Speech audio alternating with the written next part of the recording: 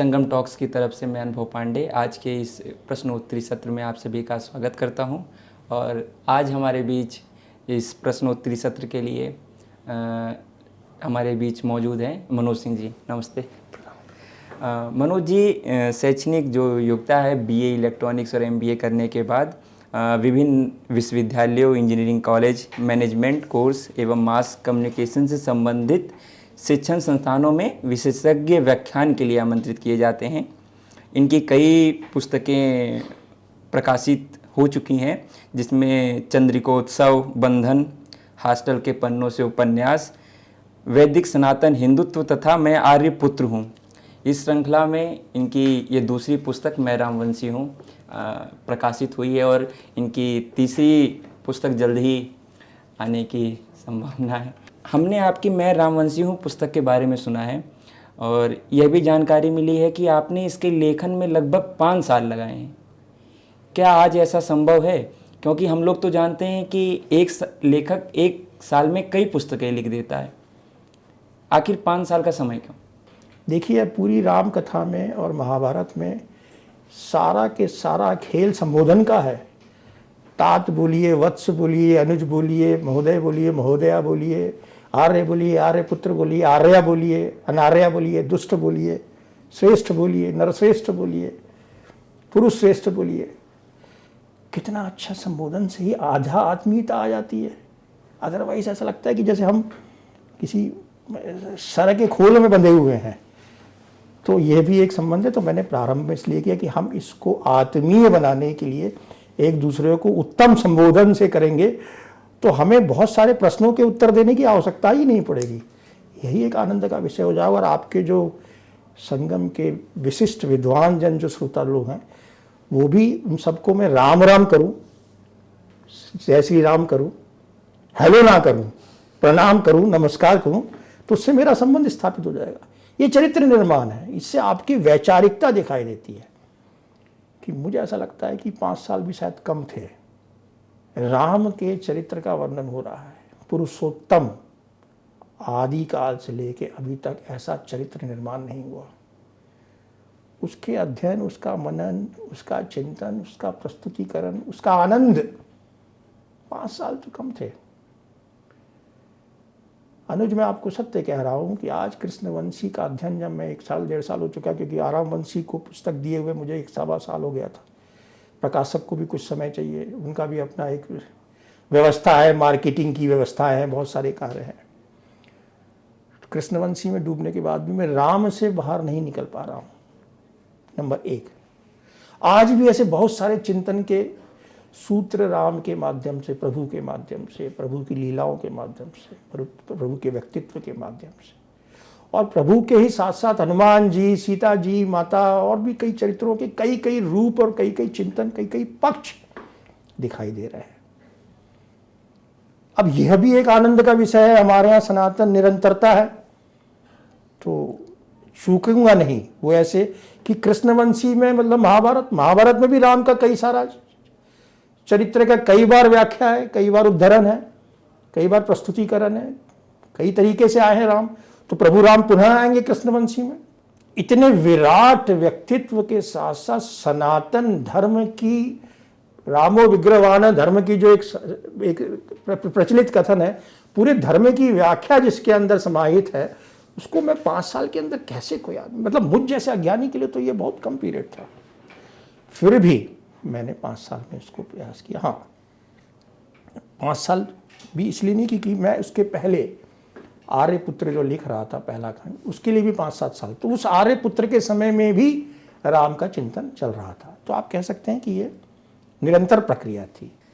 इसी और आगे बढ़ते हुए मेरा अगला प्रश्न आपसे ये रहेगा कि पुस्तक का नाम मैं रामवंशी हूँ थोड़ा विवादास्पद जैसा लगता है, क्योंकि भगवान राम तो इक्ष्वाकु वंश या रघुवंश से थे, तो राम वंश क्या कोई नया वंश है? क्या इसमें श्री राम के वंशजों के बारे में है? आखिर रामवंशी नाम क्यों? ये बहुत सुंदर आपने प्रश्न किया, लेकिन उस सुंदर प्रश्न में एक शब्द मुझे थोड़ा सा विचलित कर रहा है कि विवाद। राम और रामवंशी के बीच में कोई विवादास्पद पक्ष मैं तो नहीं देखता, लेकिन उसको स्पष्ट करना चाहता हूँ, कोई इसको विवाद के रूप में ले तो। इक्ष्वाकु वंश का नाम सूर्यवंश भी है, रघुवंश भी आता है, और भी कई सारे बड़े बड़े जो महाराजा हुए इक्ष्वाकु वंश से उदाहरण आता है। लेकिन जो उस कुल के, उस वंश के सबसे बड़े, सबसे प्रचलित, महानतम, पुरुषोत्तम, जिनके नाम पर राम राज्य स्थापित हुआ, जो कण कण में बसे हुए, वो प्रभु राम के आगे नाम रामवंशी क्यों नहीं चला? भाई रघुवंश चला था तो रामवंश भी चलना चाहिए था। किसी विद्वान, बड़े ऋषियों, किसी भी कुल की जो मर्यादा, जो आख्यान लिखते हैं, व्याख्यान लिखते हैं, कथाएं लिखते हैं, उन सब लोगों ने भी रामवंश के नाम पर क्यों नहीं लिखा? यहाँ तक कि कालिदास भी रघुवंशम लिखते हैं। तो मन में मेरे भी विचार आया, और सनातन इस बात की अनुमति देता है। यही सनातन की खूबसूरती भी है कि हम बिलीवर्स नहीं हैं, हम सीकर्स हैं। हम ढूंढते हैं, हम आत्मचिंतन करते हैं, हर बार नया प्रयोग करते हैं, नई तरीके से सोचते हैं। इसलिए तो सनातन है। अगर नए तरीके से नहीं सोचेंगे तो नित्य तो रहेंगे, नूतन नहीं हो पाएंगे ना। तो ये नूतनता भी थी।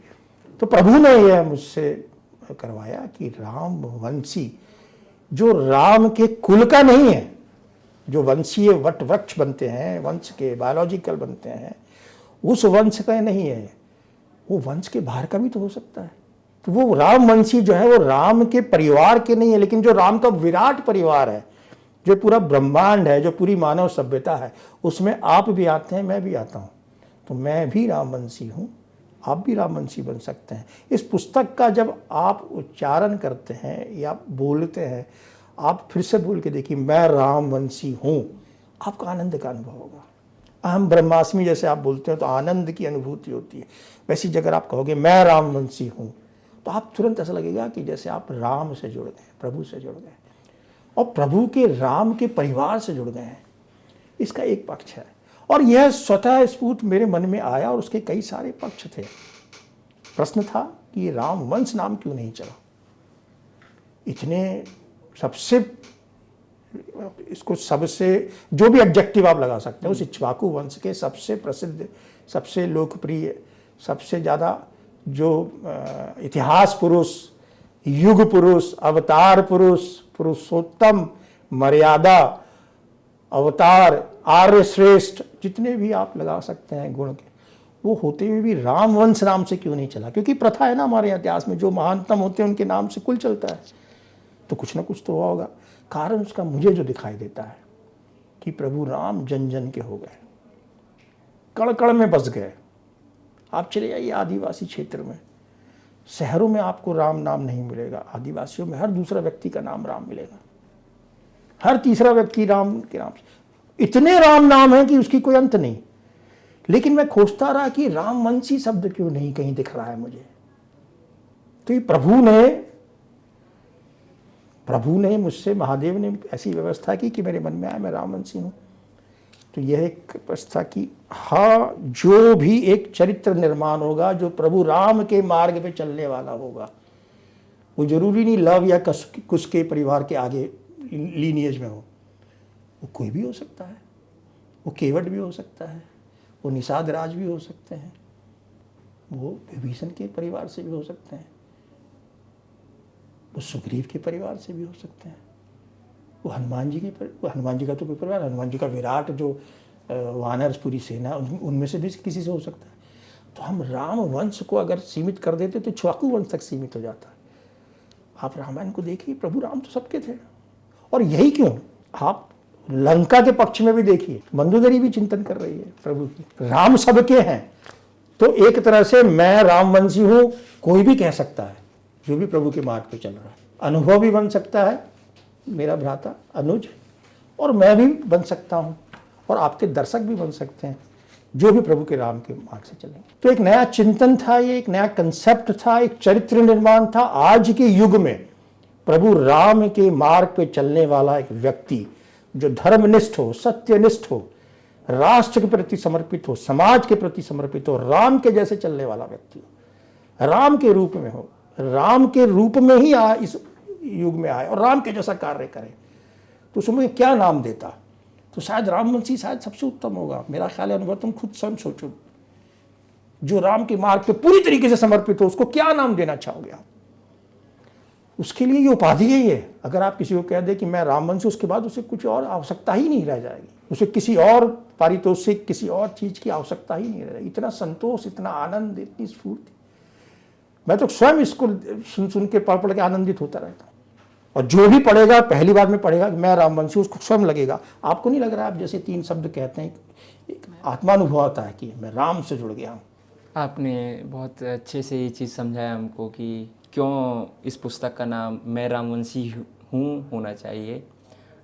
इसी श्रृंखला में मेरा अगला प्रश्न है, यदि आपकी ये पुस्तक रामायण या फिर श्री राम के जीवन पर आधारित है, तो फिर हमें इसमें क्या नया है? क्योंकि श्री राम के बारे में तो बहुत कुछ लिखा जा चुका है, पढ़ा जा चुका है, और बहुत से लेखक हैं जो राम जी के बारे में लिख रहे हैं, उनकी कथा के बारे में लिख रहे हैं, तो इसमें ऐसा क्या है? यही प्रश्न अनुभव मेरे भाई, मेरे अनुज, मेरे हर पुस्तक के समय में आता है। और मैं समझता हूँ कि हर लेखक के मन में भी आना चाहिए। अब वो होता है या नहीं मैं नहीं जानता। तो ये प्रश्न मेरे मन में आ रहा था और 5 साल तक आता रहा, और अंतिम प्रश्न लिखने तक आता रहा कि मैं आखिरकार ये पुस्तक लिख क्यों रहा हूँ। राम कथा तो इतनी लिखी जा चुकी है, आपने स्वयं कहा, इतनी लिखी जा चुकी कि उसका कोई हरि अनंत, हरि कथा अनंता कहीं कहा जा चुका है ऑलरेडी, और ये सही में चल रहा है। तो फिर मैं नया क्या कर रहा हूँ? उसकी उपयोगिता क्या है? उसका उद्देश्य क्या है? क्या मैं पुनः राम कथा का निर्माण कर रहा हूँ, या मैं पुनः उस राम कथा को विस्तार दे रहा हूँ? जैसे कई राम कथाएं हैं, तो मैं भी क्या एक नई राम कथा लिख रहा हूँ? नहीं, यहीं तक मेरा प्रयोजन नहीं था, यहीं तक उद्देश्य नहीं था। मेरा उद्देश्य यह था कि राम कथा त्रेता युग की प्रामाणिकता को प्रस्तुत करते हुए, क्योंकि बहुत सारी राम कथाएं हैं, उसके बीच में मूल राम कथा, वो भी प्रस्तुतिकरण में प्रामाणिकता के साथ, हर कथन को एक रेफरेंस के साथ। वो रेफरेंस बौद्धिकता को दिखाने का कारण नहीं है, प्रामाणिकता दिखाना है, जिससे कि समाज में जो पिछले कुछ समय से कई भ्रम पैदा हुए हैं, जिसके अनेक कारण हैं, लोभ से, मोह से, या जाने अनजाने में, प्रत्यक्ष रूप से भी, या अर्थ के अनर्थ होते हुए भी, शाब्दिक कारण से, कई कारण हो सकते हैं। किसी पर आरोप लगाना आनंद का विषय हम सनातनियों का नहीं है, कई कारण हो सकते हैं। तो किसी भी कारण से जो भ्रम पैदा हुए हैं, उसमें भी मूल राम कथा क्या हो सकती, राम के चरित्र के माध्यम से मुझे बताना। तो वही उद्देश्य मेरे लिए मुझे सीमित कर देता। मेरे पास एक उद्देश्य और था कि प्रभु राम के द्वारा माध्यम से इस युग में, इस युग की समस्या, इस युग की समस्याओं को सिर्फ प्रस्तुत करना तो फिर एक वामपंथी काम हो गया। सिर्फ युग की समस्याएं दिखाना कि भीख मांगा जा रहा है या गरीबी है, ये एक समस्या का वामपंथी प्रेजेंटेशन हो गया। उसका विवेचना करना, क्रिटिकल एनालिसिस भी नहीं, क्रिमिनल एनालिसिस तो बिल्कुल नहीं, क्रिटिकल एनालिसिस भी नहीं, उसका समाधान भी देना, या उसकी एक तरह से पूरा के पूरा विवेचना करना कि क्या वो वास्तव में गरीबी किस रूप में है, कितनी उसकी आवश्यकता है। एक उदाहरण के रूप में कह रहा। तो समाधान, समस्या के साथ साथ समाधान, और समाधान भी कौन सा, एक नरेटिव के रूप में, विचार के रूप में, कंसेप्ट के रूप में, चरित्र के रूप में। हमारे यहाँ शैली कथात्मक रही है, हमारा पूरा इतिहास कथा के रूप में है। प्रभु राम चरित्र के रूप में आदर्श हमारे सामने उपस्थित हैं, श्री कृष्ण हमारे सामने उपस्थित हैं। ये चरित्र हैं, महान है, युग नायक हैं, महानायक हैं, प्रभु हैं। क्यों? उन्हीं के रूप में मार्ग में हम चलते हैं। तो हम आज भी तो छोटे छोटे, हमें छोटे छोटे युग नायक बनाने पड़ेंगे ना। आज भी युवाओं को प्रेरित करना पड़ेगा कि ऐसे ही बनना है, आपको इस रूप में चलना है, या ऐसा कोई युवक जो प्रभु राम के मार्ग में चलने का प्रयास करे, तो क्या वो आज की समस्याओं को डील कर पाएगा? क्योंकि ऐसा मेरा मानना इस समय में लिखने में मेरे मन में था कि इस युग में सांस्कृतिक पतन अपने बहुत तीव्र गति से हो रहा है, यह हमें स्वीकार करना होगा। तो हम सिर्फ स्वीकार करके ही अपनी उपन्यास लिखते हैं और काम खत्म हो जाए, नहीं। मुझे उस सांस्कृतिक पतन, समाज का उद्धार करने के लिए चरित्र निर्माण भी करना है। तो वो प्रभु राम से बड़ा विराट व्यक्तित्व कोई और हो नहीं सकता। तो प्रभु राम के साथ साथ एक पैरेलल स्टोरी भी चल रही है जो आज के युग की है। तो आज के युग की जितनी समस्याएं हैं वो उस चरित्र को फेस करनी है, और वो उस चरित्र को फेस करते समय में वो जितनी भी समस्याएं समाज की आती है उसके सामने, उसका सबका समाधान राम कथा में ढूंढता है और उसके द्वारा उसको व्यवहारिक रूप से हैंडल करता है। कहते हैं ना क्या, बुकिश नहीं है, व्यवहारिक रूप से उसका कैसे समाधान है। आप आज के युग की सारी समस्याओं को पेन डाउन कीजिए और फिर हम कभी और चर्चा कर लेंगे कि क्या उन सारी समस्याओं को मैंने इसमें समाधान देने का प्रयास किया है कि नहीं किया है। प्रयास शब्द यह महत्वपूर्ण है, लेकिन व्यवहारिक रूप से, सिर्फ कंसेप्चुलाइजेशन के रूप में नहीं, व्यवहारिक रूप में क्या ये संभव है। तो वह भी एक कथा पैरेलल में चल रही है जो राम, प्रभु राम, युग पुरुष राम, महानायक राम से प्रेरित होकर एक नया नायक, छोटा नायक, इस युग का नायक, इस युग का युवा, आपके जैसे और कोई श्रोता जो अपने जीवन में अपनी समस्याओं के साथ प्रभु की लीला को, प्रभु को बचते हुए रामायण कथा को जब अपनी समस्याओं का समाधान निकाले और अपने कल्याण करे, अपने समाज का कल्याण करे, अपने परिवार का कल्याण करे, अपने मोहल्ले का कल्याण करे, अपने राष्ट्र का कल्याण हो। तो प्रभु राम के मार्ग पे चलने वाला आज की युग का एक रामवंशी, ये दो कथाएं साथ चल रही है। तो ये नवीनता है। जैसे नाम आपको रामवंशी नहीं मिलेगा, वैसे एक कथा का प्रयोग भी शायद नहीं मिलेगा कि राम की कथा के साथ साथ रामवंशी की कथा। आप ये कह सकते हैं कि पथ प्रदर्शक और पथ फॉलोअर, लीडर और फॉलोअर, महानायक और नायक, दोनों की कथाएं साथ चल रही हैं। पाठक भी साथ चल रहा है और अपने इष्ट के साथ। प्रभु भी है और भक्त भी है। प्रभु की स्टोरी तो है ही, प्रभु की स्टोरी के साथ भक्त का कथा भी चल रही। तो ये भक्त की कथा लिखने का पहला प्रयास है। ये रामवंशी यहाँ भक्त है, प्रभु का भक्त है, राम का भक्त है, श्री राम का भक्त है, उनके पथ पर चलने वाला व्यक्ति है, युवा है, और उसके अंदर वही सब गुण है। प्रयास करता है कि मैं राम के जैसा चरित्रवान बनूं। यह नवीनता है, यह प्रयास है। तो मैंने सारी समस्याओं को समेटने के साथ साथ समाधान देने का प्रयास किया। आपने कहा कि श्री राम युग पुरुष हैं, अवतार पुरुष हैं, संस्कार पुरुष हैं, आदर्श पुरुष हैं, धर्म की प्रतिमूर्ति हैं, आर्य श्रेष्ठ हैं, नर श्रेष्ठ हैं। लेकिन एक दूसरी ओर हम देख रहे हैं कि इन्हीं के चरित्र पर रामचरितमानस की प्रीतियां जलाई जा रही। दुर्भाग्य है, यही मेरे लिए कहना पर्याप्त होगा, और उसके कई कारण तो हो सकते हैं। प्रभु उनको सद्बुद्धि दे और शायद रामवंशी के माध्यम से उन्हें सद्बुद्धि प्राप्त हो। यही कलयुग का कारण है। और ये संख्या, ऐसा मेरा मत है कि हर युग में रावण अपने नए नए रूप में आते रहते हैं, इसे इस तरीके से भी कह सकते हैं। हर युग में देवासुर संग्राम चलता रहा है, कोई भी युग ऐसा नहीं रहा। अनुभव, आप इतिहास के अनुभव को देखें, हमारे इतिहास के अनुभव को देखें, सनातन के अनुभव को देखें, तो हमारे यहाँ देवासुर संग्राम एक यथार्थ है। तो हम कभी भी उस असुर प्रवृत्ति से पूरी तरीके से, ये समाज के हमने इसको स्वीकृति दी हुई है। तो ये निरंतर प्रक्रिया है और ये हमारा दायित्व है, इस युग के देवताओं का दायित्व है, इस युग के बौद्धिक लोगों का दायित्व है, इस युग के हर क्षेत्र के लोगों का दायित्व है कि जो ऐसी वैचारिक रूप से इस तरीके की भाव, इसे पतित कहें या क्या कहें, इसे शब्द आप चयन करिए, क्योंकि मेरे संस्कार उस शब्द चयन के लिए मुझे सीमित कर रहे हैं। उसके द्वारा समाज को कितना हानि हो सकती है, यह भी हमें देखना है, यह हमारा कार्य है। तो उनके सामने रामवंशी भी एक प्रस्तुतिकरण है।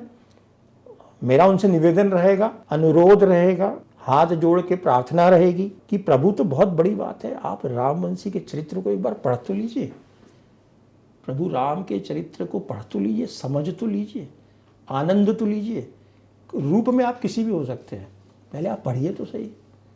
बिना पढ़े हुए जलाना तो उपयोगी नहीं है ना। तो ये मेरा निवेदन रहेगा उनसे।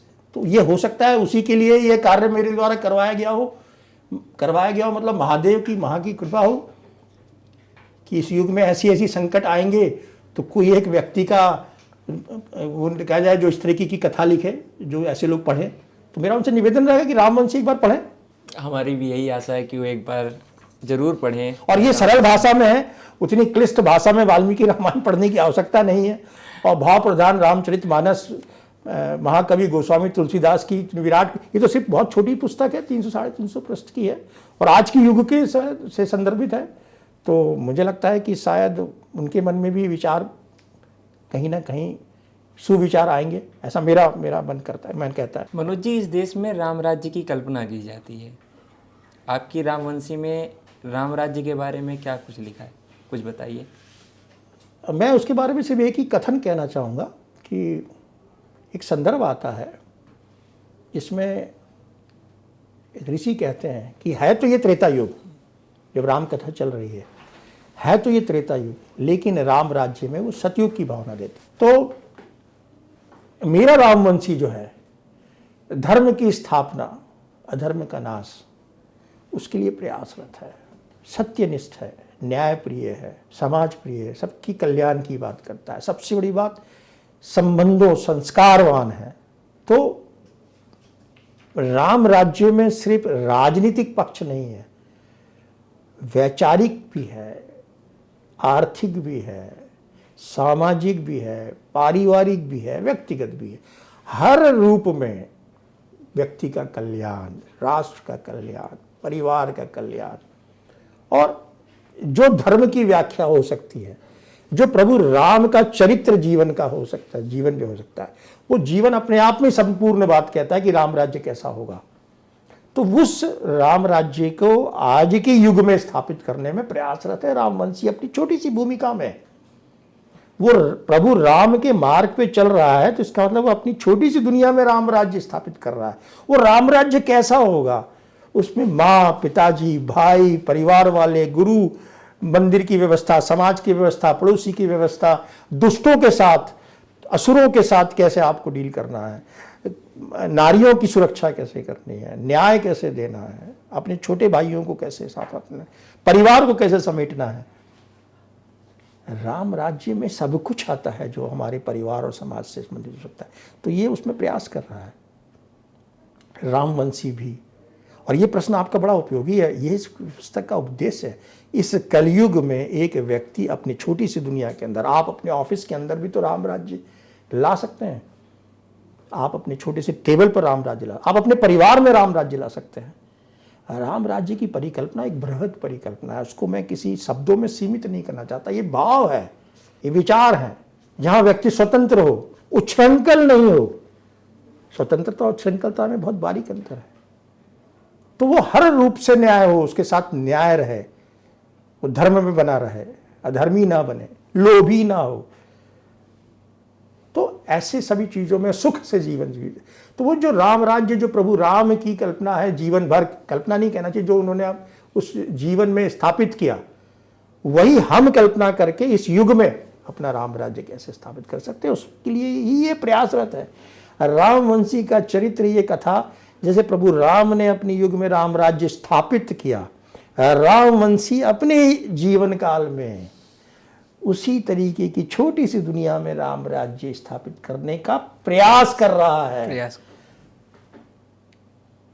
प्रभु का शिष्य है वो, प्रभु तो प्रभु है, वो तो स्थापित कर देते हैं, ये स्थापित करने का प्रयास कर रहा है। इतना ही अंतर है। और प्रभु का कार्य पूरे ब्रह्मांड के लिए था, पूरे, और इसका कार्य अपने छोटे से क्षेत्र के लिए। रामवंशी है ये जी। मेरा प्रश्न आपसे ये है कि क्या राम राज्य में और जो हमारी सनातन सभ्यता रही है, वहाँ पर कन्याओं को गुरुकुल जाने की अनुमति थी? क्या उनको वेद पढ़ने की अनुमति थी? क्योंकि आजकल जब आप नैरेटिव वारफेयर की बात कर रहे थे, अभी नैरेटिव की बात कर रहे थे, तो ऐसे नैरेटिव भी बना हुआ है कि हमारी हिंदू सभ्यता, हम जो हमारी सभ्यता है, इसमें महिलाओं को गुरुकुल या शिक्षा नहीं दिया जाता। अब इसे मैं दुख कहूँ या हास्यास्पद कहूँ, ये शब्द चयन आपको करना है। ये दुखद भी है और हास्यास्पद भी है। हमारे तो मैंने उसका संदर्भ दिया हुआ है मैंने पुस्तक के अंदर।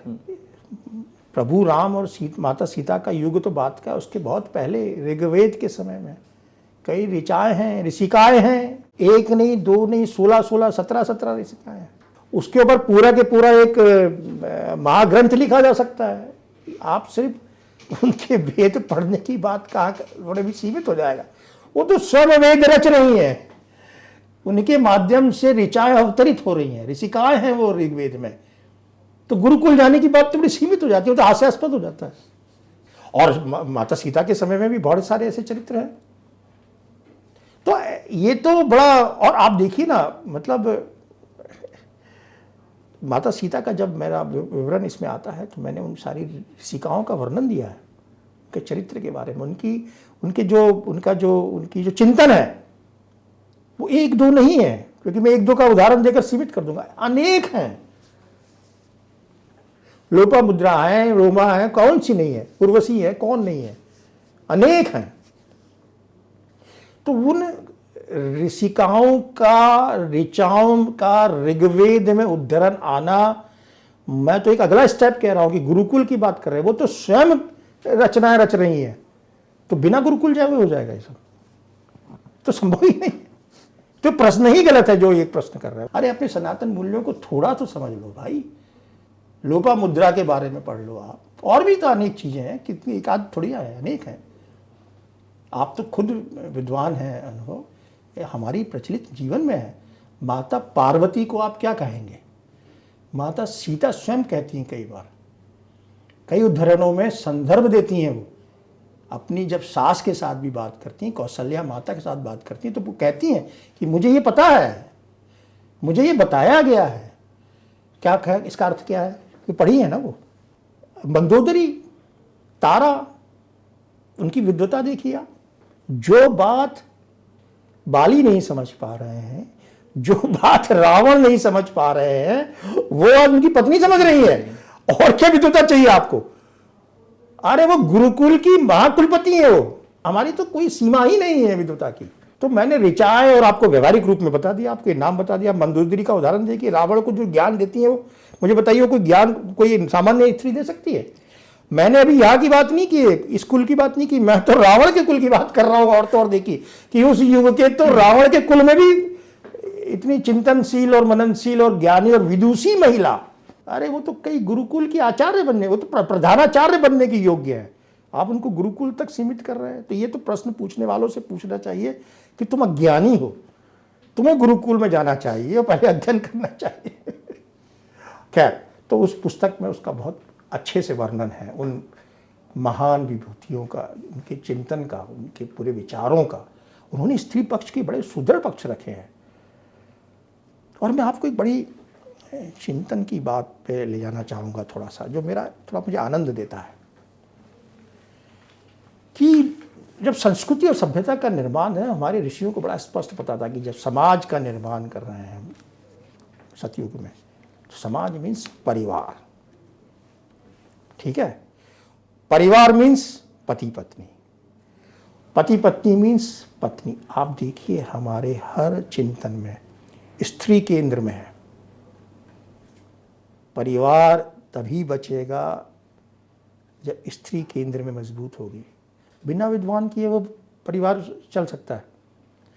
समाज वही उन्नत करेगा जहां परिवार उन्नत होगा, राष्ट्र वही उन्नत होगा जहां समाज उन्नत होगा। तो इनडायरेक्टली स्त्री केंद्र में, जो केंद्र में है,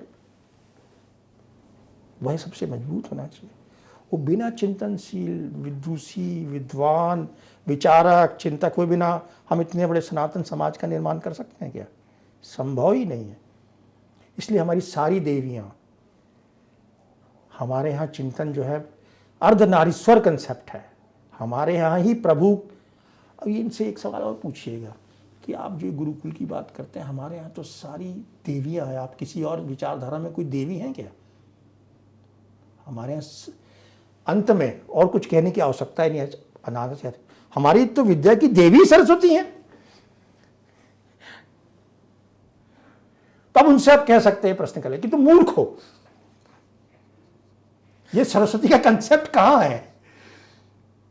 हमारे ही तो है। तो हम तो जिस विद्या की मतलब विद्यालय की देवी की सरस्वती को हम करते हैं, वो विद्यालय में गुरुकुल में माता सरस्वती तो स्वयं विराजमान है। तो वहाँ गुरुकुल में स्त्री कैसे नहीं जा सकती? तो बिल्कुल व्यवस्था थी, बिल्कुल सरल शब्दों में, उसमें कोई प्रश्न ही नहीं है। लेकिन इतनी सारा व्याख्या मैंने इसलिए उनको छुपाने के लिए दिया है, ये प्रश्न करने वालों को, कि इतने सारे नैरेटिव कर दो कि वो ये प्रश्न करना ही भूल जाए अगले अगले कई युगों तक। जी अनुभव।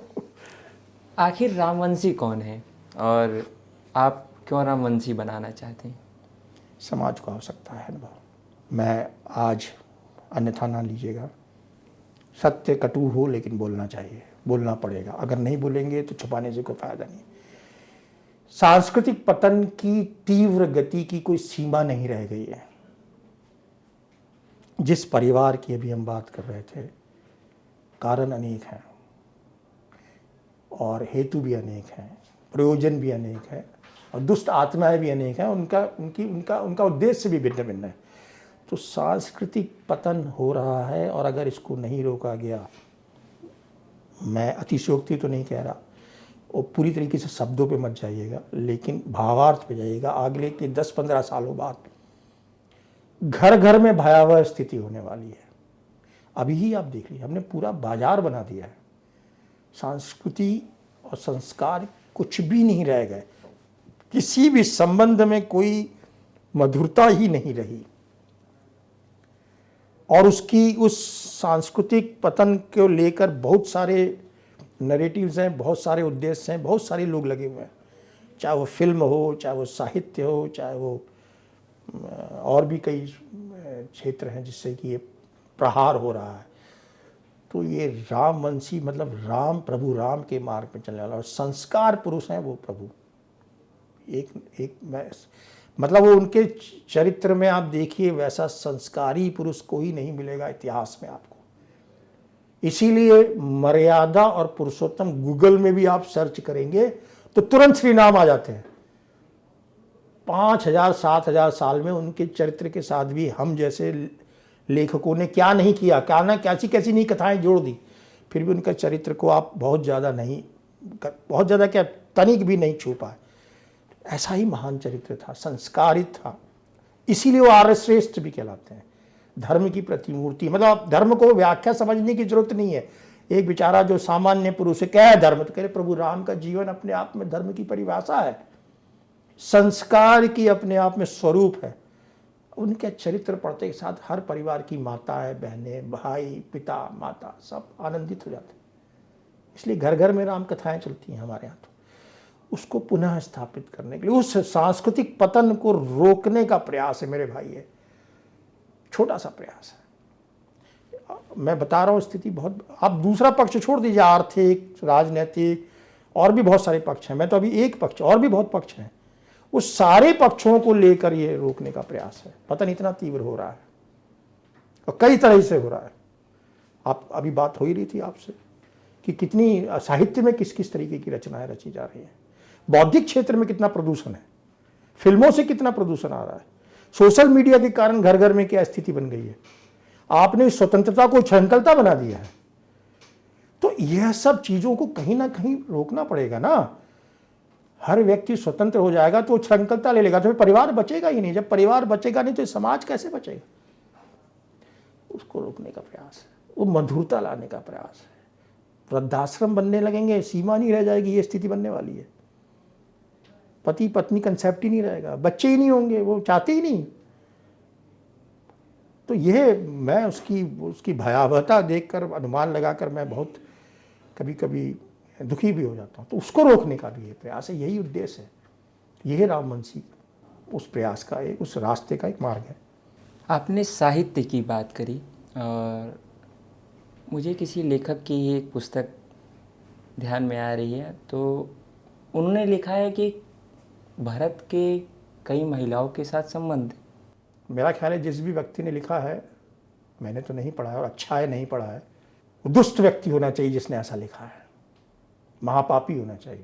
क्या आपके जैसा युवा जिसकी उम्र अभी 30 भी टच नहीं की, आपका चेहरे का प्रतिक्रिया बता रही कि आप इस वचन को भी बोलते समय आपको पीड़ा हो रही है, उसे लिखने की पीड़ा नहीं हुई।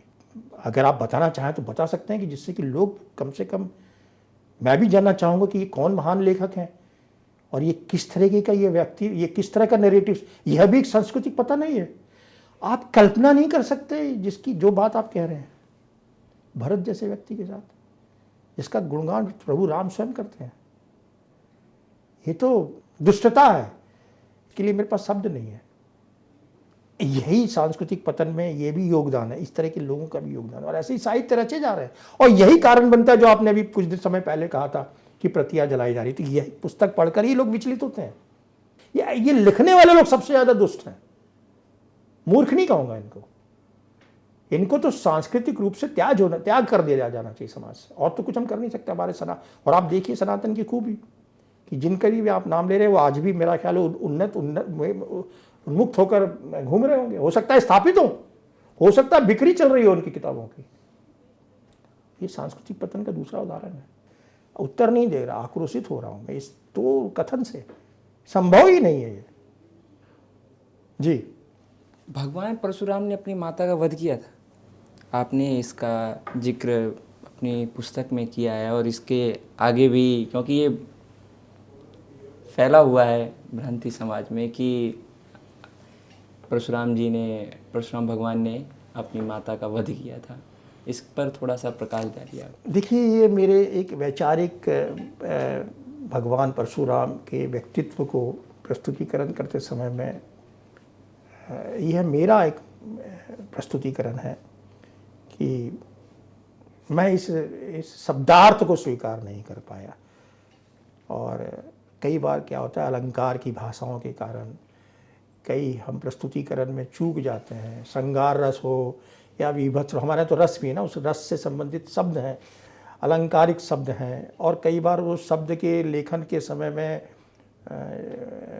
लेखक जो है उसको एक वैचारिक समृद्धि देने के लिए कुछ शब्दों का प्रयोग करता है कि इस तरीके से हुआ, तो वो मुझे लगता है वो उचित नहीं है। वो कुछ और पक्ष है मेरे हिसाब से कि जो मैं समझ पाया हूँ, क्योंकि परशुराम भी एक महान व्यक्तित्व, भगवान, उनका अपना एक व्यक्तित्व है, विराट व्यक्तित्व है। वो ऐसा कार्य नहीं कर सकते। वो मैंने जो उसके अंदर दिया है कि एक पूरा क्षेत्र, भूमि क्षेत्र था, और उस भूमि क्षेत्र में जो एक पर्वत की जो चोटी थी, उस पर्वत की चोटी को उन्होंने उसको समतल करके एक नदी का रुख चेंज किया, जिससे कि उस पूरे क्षेत्र में जीवन आया, कृषि आई, पानी की व्यवस्था आई। तो वो कथात्मक रूप में वो ऐसा प्रयोजन बना, ऐसे शब्द का अर्थ बना कि इस तरीके के भाव उत्पन्न हो गए कि उन्होंने, जिसको हमारे यहाँ हर चीज़ को माता के रूप में लिया जाता है, नदी हो, पर्वत हो, पेड़ हो, पूज्य है हमारे यहाँ सब। आज भी आप देखिए, हम पहाड़ को या पेड़ को काटते हैं से पहले किस तरह के भाव आते हैं। तो जब उन्होंने पर्वत को, सिराओं को काटा, उसको समतल किया, तो ये भाव उस युग के, क्योंकि आप अगर ऋग्वेद में जाएंगे तो वो जहाँ भी पृथ्वी के साथ छेड़छाड़ होती है, वो पृथ्वी कृषि का कार्य करने से पहले भी क्षमा याचना करते हैं। प्रभु ईश्वर, मतलब पृथ्वी से क्षमा मांगते हैं कि हम आपका जो है दोहन कर रहे हैं। ऐसे भाव है सनातन में, आप सोचिए। हम हर कण की पूजा करते हैं। तो जब भगवान परशुराम के द्वारा उस समतल किया गया, तो उस युग के चिंतन में कि देखिए ये तो का सर हटा दिया, मतलब उसका जो शीर्ष था पर्वत का, जिसके कारण नदी का रुख चेंज करना, ऐसा मेरे मन में एक विचार आया कि एक रानन हो सकता है। फिर दूसरा एक बड़ा अपनी अज्ञानता को प्रस्तुत करते एक छोटा सा उदाहरण देना चाहूँगा मैं, कि जैसे फिजिक्स और केमिस्ट्री, जैसे कि आप सब जानते हैं विज्ञान की बात है, तो सारे फिजिक्स और केमिस्ट्री के फार्मूला तो हमें समझ में नहीं आते, ठीक है। तो क्या हम विज्ञान को चैलेंज तो नहीं कर देते ना। सारे लोग पास भी नहीं होते, कुछ को 10 नंबर भी आते हैं, किसी को 50 नंबर आते हैं, किसी को 100 आ जाते हैं। तो 100 वाला ये कहे कि मुझे पूरा भौतिक शास्त्र समझ में आ गया, वही मूर्खता होगी। जो 10 नंबर आता है उसको तो पता ही है कि मुझे नहीं समझ में आ रहा है। बट कोई भी ये आके तो नहीं कह सकता ना, किसी भौतिक के चैलेंज तो नहीं करता ना। जो नहीं समझ में आ रहा नहीं समझ में आ रहा है, लेकिन विज्ञान तो वहीं स्थापित है।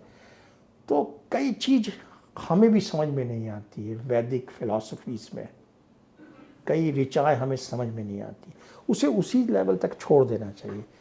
जब हम उस लेवल की थिंकिंग प्रोसेस पे पहुंचेंगे तब हमारी ग्राह्यता बनेगी।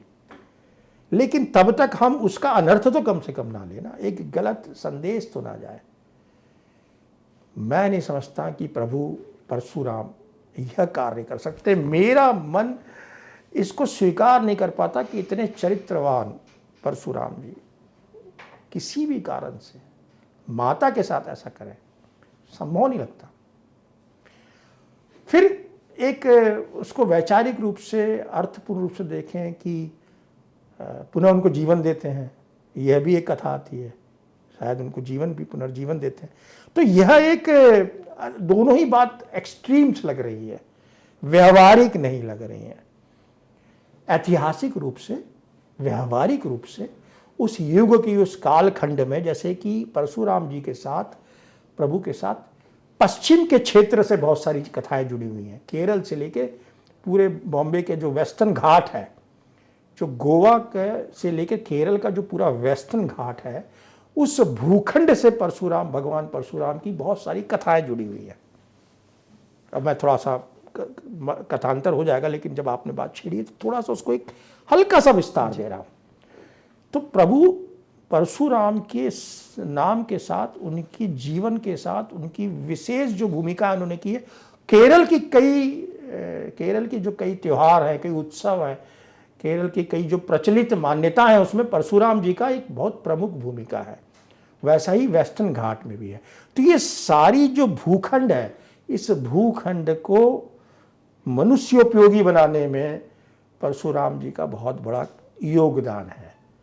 ये सब पर्वत श्रृंखलाएं हैं, ध्यान से आप देखिए। उस पर्वत श्रृंखला में मनुष्य उपयोगी उस भूखंड को बनाने में उन्होंने किस तरह से उसको उपयोगी बनाया, उसकी कथाएं अनेक डिफरेंट रूप में आई हुई हैं।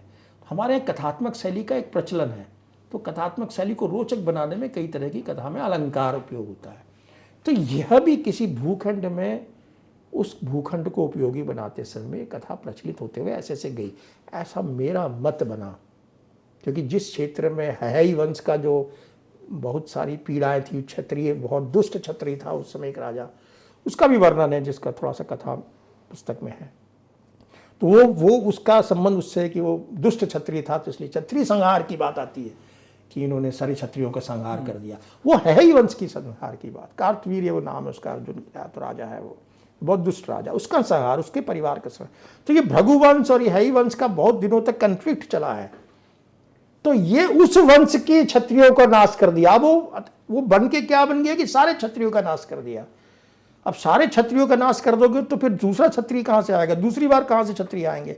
तो कहते 3 बार क्षत्रियों का नाश कर दिया। तो यह एक कथा के रूप में, जबकि वो एक वंश की जो क्षत्रिय थे वो बहुत दुष्ट हो गए थे। तो परशुराम जी ने युद्ध में, एक कथा है बकायदा, उस वंश के सारे राजाओं को उन्होंने पराजित किया, नाश किया। दुष्ट थे वो क्षत्रिय, पापी थे, उस युग के लोगों को, आमजन को तंग करते थे। तो ये उन्होंने कार्य किया। तो अब उस कथा को बनते बनते, मान्यताएं बनते बनते, हमारे यहाँ परंपराएं, मान्यताएं, श्रद्धा, कई भाव जुड़ते जुड़ते जुड़ते वो एक विराट रूप ले लेती है, ऐसा मेरा मानना है। क्या प्रभु परशुराम भगवान ने इस धरती को क्षत्रिय विहीन कर दिया? मैंने आपको स्पष्ट तो किया कि एक वंश जो था वो दुष्ट वंश था। उस वंश को तो उन्होंने पराजित किया, उनका वध भी किया, और ये है ऐतिहासिक प्रमाण है।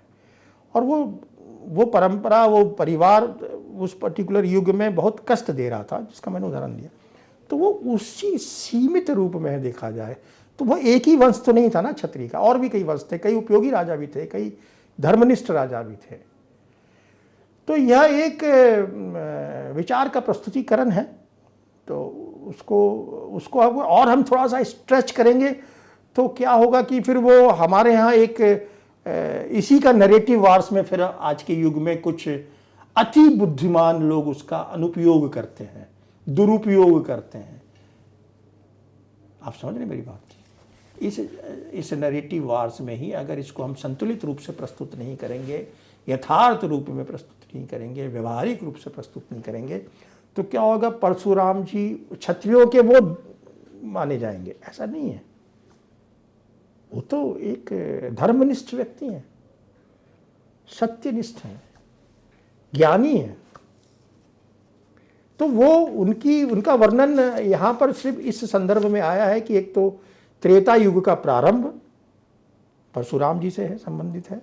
कई कथाओं में उनका परशुराम जी के से संबंधित त्रेता युग का प्रारंभ बताया गया।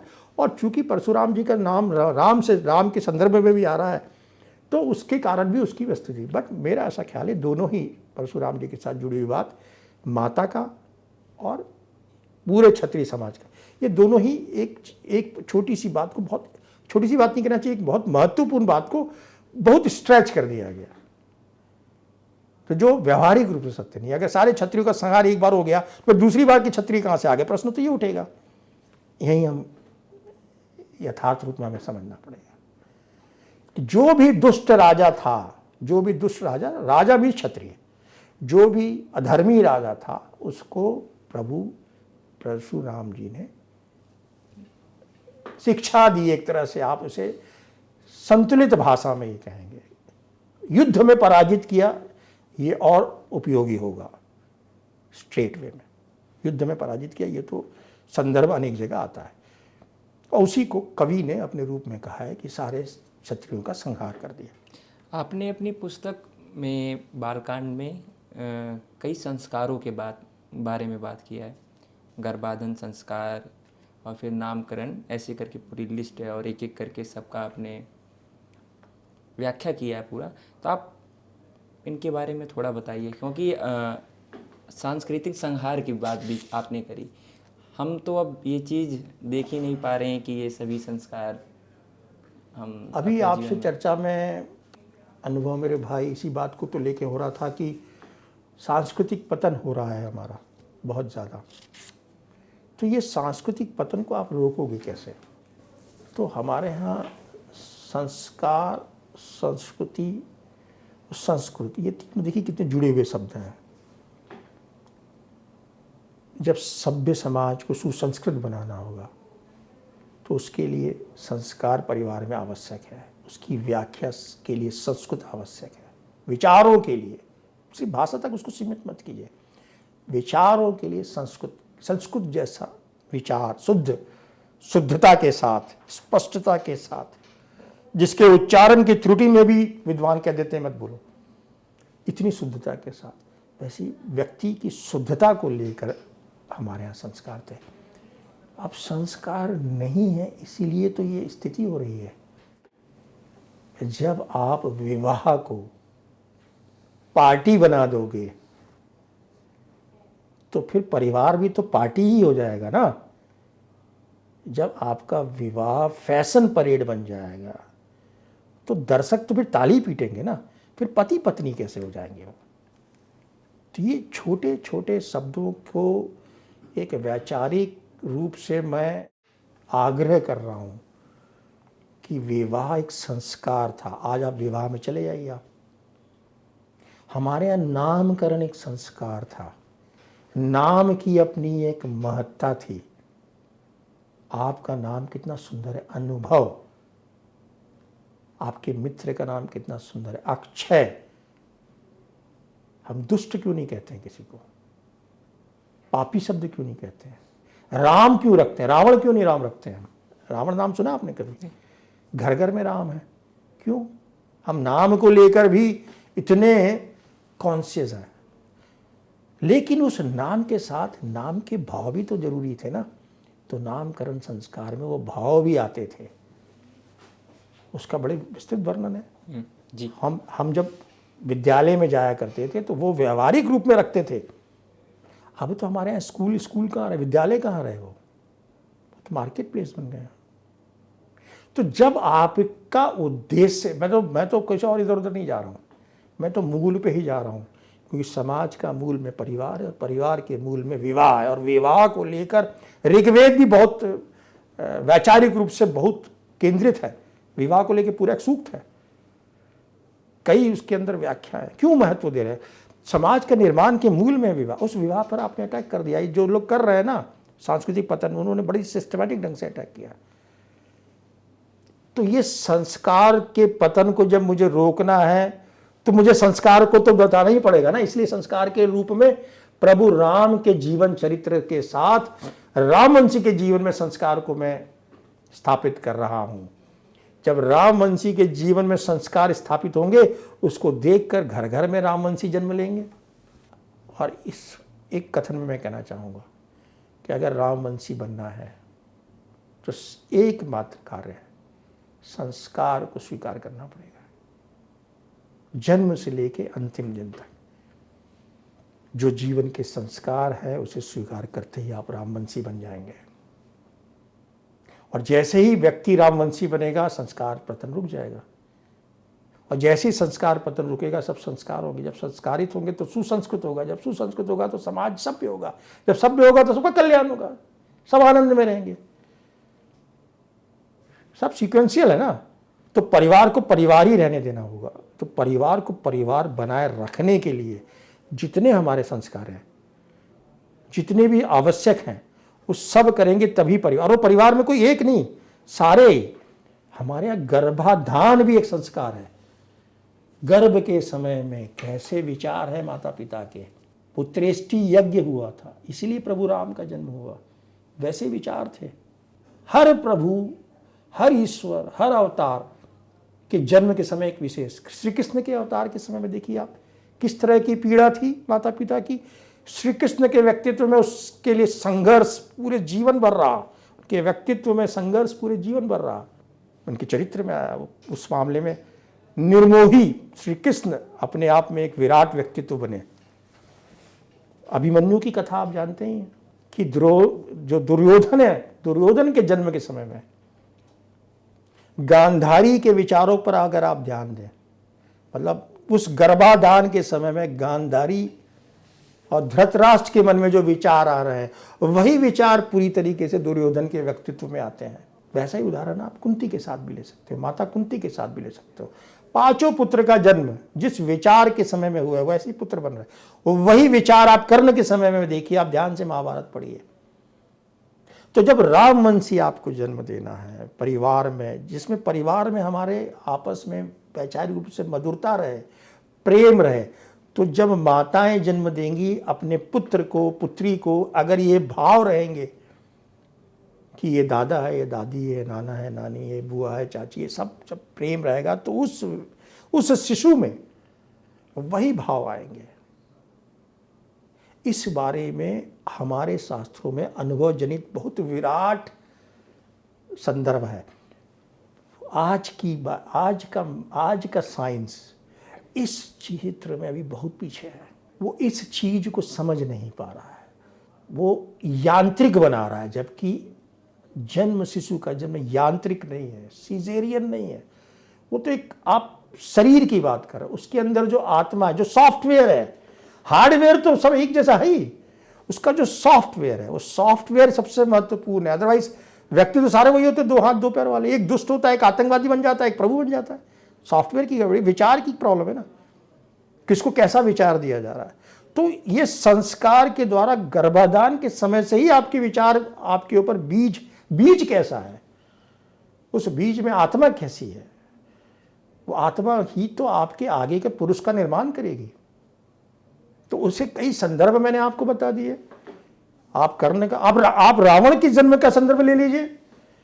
रावण के जन्म के संदर्भ में आपको पता चलेगा कि उनके पिताजी रोक रहे हैं उनकी माता की, इस वक्त नहीं समागम करना है, नहीं मानती, तो रावण का जन्म होता है।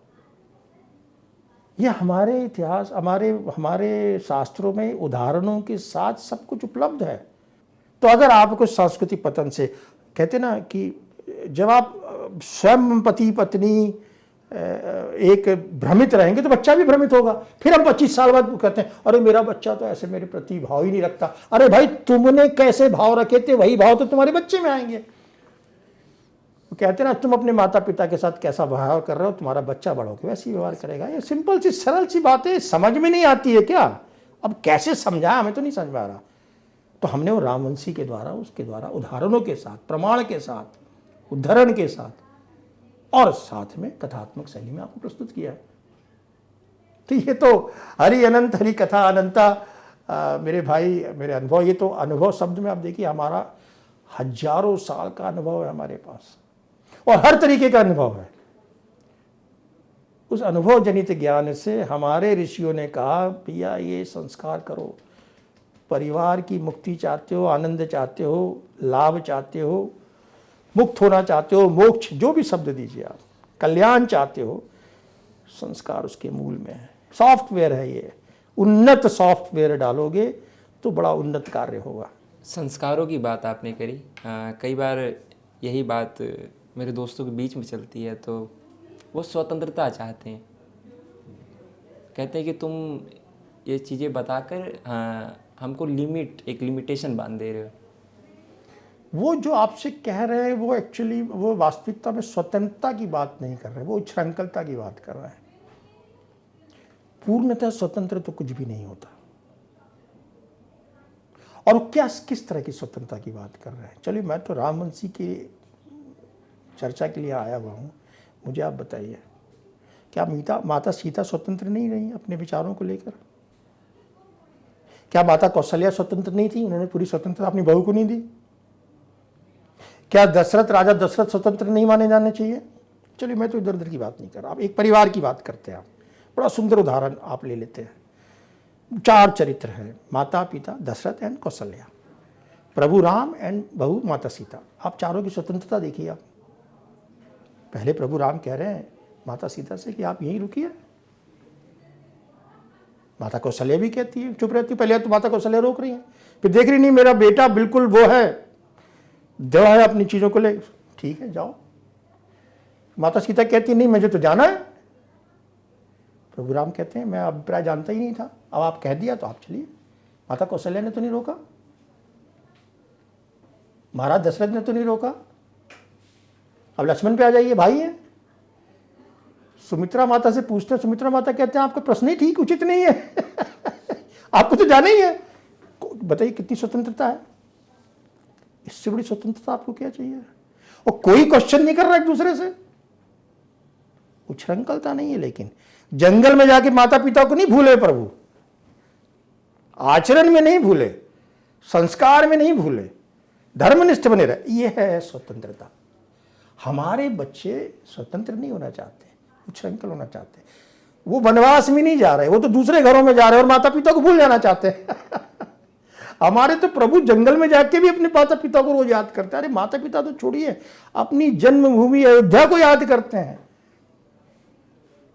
सरयू को याद करते हैं, गंगा माता को याद करते हैं। आप मुझे बताइए कौन कौन सी स्वतंत्रता आपको चाहिए? लेकिन उस स्वतंत्रता में एक बंधन का आनंद है। परिवार में सब स्वतंत्र हो जाएंगे तो परिवार नहीं रहेगा। सौर मंडल में सब ग्रह स्वतंत्र हो जाएंगे तो सौर मंडल नहीं रहेगा। और जब सौर मंडल नहीं रहेगा तो पृथ्वी नहीं रहेगी। जब पृथ्वी नहीं रहेगी तो रात दिन, सूर्य नहीं रहेंगे तो रात दिन नहीं रहेंगे। और जब पृथ्वी में रात दिन नहीं रहेंगे तो हम और आप नहीं रहेंगे। कैसी स्वतंत्रता चाहते हो भाई? पहले डिसाइड तो कर लो जरा। Let us take a talk, what exactly you want. Please define your स्वतंत्रता। First you ask your friend, what type of स्वतंत्रता you want? You want स्वतंत्रता कि रात 2 बजे में तो घूम के आना। भाई आ जाओ ना, कोई दिक्कत नहीं, पर 2 बजे आ जाओ। लेकिन तुम रात को 2 बजे शराब के नशे में आना चाहते हो, स्वतंत्रता तो नहीं हुई ना। मदिरा पान करके आ रहे हो तो स्वतंत्रता नहीं हुई। अधर्म करके आ रहे हो तो स्वतंत्रता नहीं हुई ना। क्या अधर्म करने के कार्य की स्वतंत्रता आप मांगना चाहते हो तो वो एक अलग है। अन्यथा मैं तो जानता हूं कि हमारे यहाँ सनातन में तो खुद ही बच्चे को 5 साल में गुरुकुल में भेज दिया जाता था। कितनी बड़ी स्वतंत्रता है। अब आप चाहते हो कि ऐसी जंगल में भटकते रहें, कुछ भी करें अपने मन से, तो फिर मैंने आपको इससे उदाहरण दे दिया ना कि ब्रह्मांड में कोई भी चीज पूर्णतः स्वतंत्र नहीं है। पृथ्वी के उदाहरण के बाद तो कुछ बचता ही नहीं। तुम स्वतंत्रता वाले स्वतंत्र प्रेमी से बोलो, प्लीज डिफाइन योर स्वतंत्रता and then we will execute accordingly तो माता भी तो फिर स्वतंत्रता मांगेगी, पिता भी स्वतंत्रता मांगेगी, फिर तुमको जरूरत, फिर कोई परिवार ही नहीं, फिर लौट के कहाँ आओगे? फिर तुम जिस स्वतंत्रता की बात कर रहे हो वो तुम्हारी पत्नी भी तुमसे मांगेगी। फिर अगर वो लड़की अगर है या कन्या है तो तुम्हारा पति होने वाला बॉयफ्रेंड या जो भी है वो भी आपकी स्वतंत्रता मांगेगा। फिर आपका बच्चा जो नेक्स्ट जनरेशन आएगी वो भी स्वतंत्रता मांगे। Are you ready for that? ऐसा तो नहीं हो सकता ना कि for rule for me is different and rule for others for different, वो जैसा लोग कहते हैं। बचपना है ये, यही कुसंस्कार है, यही अज्ञानता है, यही हम समग्रता रूप में समझ नहीं पा रहे हैं। यही समझाना है अगली पीढ़ी को, बताना है, इस तरीके से बताना है। मेरा ख्याल है शायद इतना पर्याप्त होगा। आपके मित्रों को जरूर पूछिएगा ये बात। आपने पुस्तक में इन सभी चीज़ों का वर्णन किया है और एक नई दृष्टि, नई सोच हम सबको देने का आप कह रहे थे कि प्रयास कर रहा हूँ। मैं आर्यपुत्र हूँ, सतयुग की कथा थी, आपने अपनी पुस्तक में ही अंतिम में लिखा है। मैं आर्यपुत्र हूँ, सतयुग की कथा थी, जिसकी अगली कड़ी मैं रामवंशी हूँ, त्रेता युग की कथा है। इसकी अगली कड़ी मैं कृष्णवंशी हूँ, द्वापर की प्रमाणिक कथा होगी। यह महायुद्ध की कथा होगी, यह धर्मयुद्ध की कथा होगी। भविष्य में भी देवासुर संग्राम होगा, यह भीषणतम होगा। संग्राम जो भविष्य में होने वाला है, आपने एक चीज़ तो बता दिया, सांस्कृतिक, और सब कुछ कह दूंगा तो फिर कृष्णवंशी के समय में उसका मतलब अभी विस्तार नहीं दे पाऊंगा और अभी बहुत मूल रूप में है। लेकिन मेरा ऐसा मत बन रहा है कि विश्व जिस तरीके से आगे बढ़ रहा है, ईश्वर करे मेरा कथन असत्य हो, प्रभु करे मेरा कथन असत्य हो, मैं असत्य साबित हूँ, लेकिन जो मैं देख पा रहा हूँ कि एक महायुद्ध की ओर हम बढ़ रहे हैं, एक भीषणतम युद्ध की ओर बढ़ रहे हैं। वो युद्ध ऐसा लग रहा है युद्ध में ऑलरेडी चल रहे हैं। तो ये देवासुर संग्राम तो एक निरंतर प्रक्रिया है, लेकिन वो अपने भीषणतम रूप में बहुत शीघ्र आने वाला है। उसका छिटपुट चिंगारियाँ आपको दिखाई देती हैं। कुछ चीज़ों को छुपाने से कोई फ़ायदा नहीं है। हम कुछ चीज़ें अनुपयोगी बातें करते रहते हैं कि यह ऐसा नहीं होगा, ये अहिंसा, ये सब हार्ड फैक्ट्स नहीं है। ट्रुथ ये है कि युद्ध होगा, महायुद्ध होगा, संघर्ष होगा, उसे जिस रूप में भी आप लीजिए। इस युग के कौरव और पांडव भी लड़ेंगे, अब मैं संकेत कर रहा हूं। इस युग के पांडव और कौरव भी लड़ेंगे, लड़ना ही है। हमें कृष्ण के रूप में आना होगा, कृष्ण की भूमिका में आना होगा, प्रभु कृष्ण के रूप में आना होगा, प्रभु कृष्ण के आर्य चरित्र में आना होगा। आर्य की भी कई व्याख्या हैं।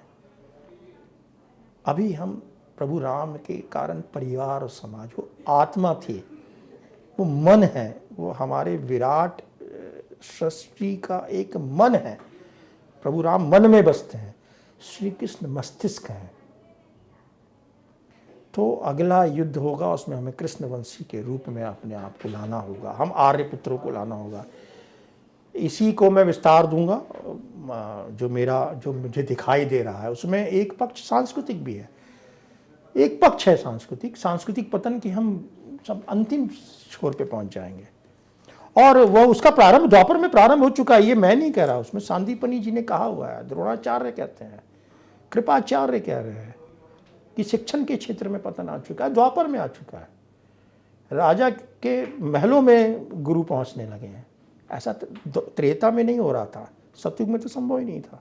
प्रभु राम गुरुकुल में गए थे, गुरुकुल राजमहल में आ गया, पतन तो प्रारंभ हो गया ना मेरे भाई अनुज, द्वापर में, इसलिए महायुद्ध हुआ। और अब तो ना गुरुकुल रहा, ना महल रहे, ना कोई कुछ भी नहीं रहा, अब तो ना गुरु रहे ना शिष्य रहे। तो अब तो भैया कई तरीके की युद्ध होगा और ये तो चल ही रहा है।